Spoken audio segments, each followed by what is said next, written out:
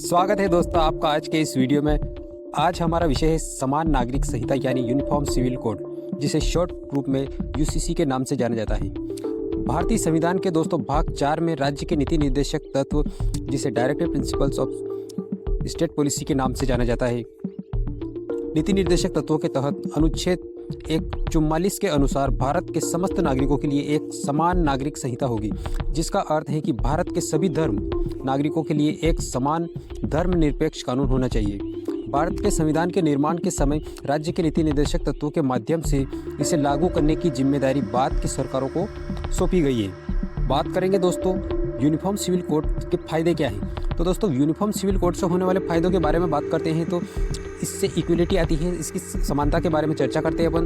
तो uniform civil code के फायदे कौन कौन से? ये एक सभी नागरिकों के लिए उनके धर्म, जाति, लिंग के बावजूद समान अधिकार और अवसर प्रदान करता है। यह सामाजिक समानता, सोशल इक्वलिटी को बढ़ावा देता है, यानी कि सामाजिक समानता को बढ़ावा देता है। धर्म, समुदाय के आधार पर भेदभाव को खत्म करता है, डिस्क्रिमिनेशन को समाप्त करने में मदद करेगा। दोस्तों यूसीसी के तहत व्यक्तिगत कानून, संपत्ति संबंधी कानून, विवाह, तलाक या गोद लेने संबंधित कानून आते हैं। भारत में अधिकतर व्यक्तिगत कानून, जिन्हें पर्सनल लॉ के नाम से जाना जाता है, व्यक्तिगत कानून धर्म के आधार पर तय किए गए। किसके आधार पर तय किए गए? धर्म के आधार पर तय किए गए। इसके तहत हिंदू, सिख, जैन और बौद्ध धर्म में व्यक्तिगत कानून हिंदू विधि से संचालित किए जाते हैं, जबकि मुस्लिम और ईसाइयों के लिए अपने पर्सनल लॉ अलग अलग व्यक्तिगत कानून हैं। मुसलमानों का जो शरिया कानून है उस पर आधारित, जबकि अन्य धार्मिक समुदायों में व्यक्तिगत कानून भारतीय संसद द्वारा बनाए गए कानून पर आधारित होते हैं। अब तक गोवा एकमात्र ऐसा राज्य है जहां पर समान नागरिक संहिता लागू है। सुप्रीम कोर्ट ने 13 सितंबर 2019 को एक बड़े फैसले में कहा कि देश के सभी नागरिकों के लिए एक समान नागरिक संहिता लागू करने के लिए अभी तक कोई प्रयास नहीं किया गया है, अतः इसे सभी राज्यों में लागू करने की सरकार के द्वारा प्रयास किए जाए। दोस्तों चैनल पर नए हैं तो लाइक कीजिए, कमेंट कीजिए, अपने दोस्तों में ज़्यादा से ज़्यादा वीडियो को शेयर कीजिए, चैनल को सब्सक्राइब कर लीजिए।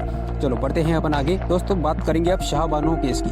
तो शाहबानो केस में क्या हुआ था? 73 वर्षीय महिला थी, अपने पति मोहम्मद अहमद खान ने क्या किया था? तलाक दे दिया था और उनसे उन्होंने कोर्ट केस के तहत अपने पति से उन्होंने रख रखाव की मांग की। तो शादी के 40 साल बाद ट्रिपल तलाक, 3 बार तलाक तलाक तलाक कहकर तलाक देता हूँ ऐसा कर उन्हें तलाक दे दिया। नियमित रख रखाव से इनकार कर दिया किसने?